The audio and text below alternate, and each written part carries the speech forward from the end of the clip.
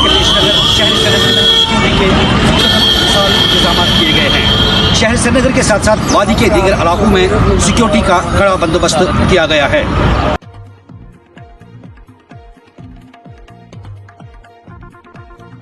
हसास मकामात के साथ साथ अहम शाहराहों और सरकारी तंसीबात के साथ साथ उन तमाम इमारतों और होटलों को पहले ही सिक्योरिटी तहवील में लिया गया है, जहां पे G20 इजलास के बंदोबस्त के लिए रिहायशी इंतजाम किए गए हैं।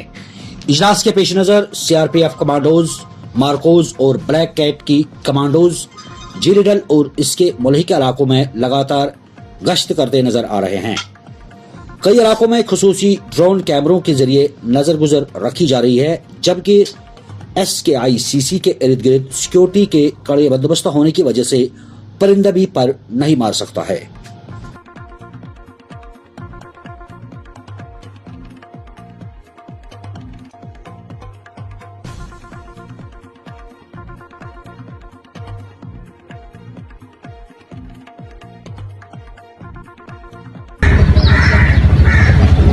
अगर हम शहरी श्रीनगर की बात करें तो airport road, river Jhelum front, Lal Chowk, boulevard और गुपकार के साथ साथ शहर के अहम रूटों पर जगह जगह नाके बिठाए गए हैं और किसी भी खुशगवार वाक़े को नाकाम बनाने के लिए पुलिस, CRPF, NSG और मैरीन कमांडोज को तैनात किया गया है।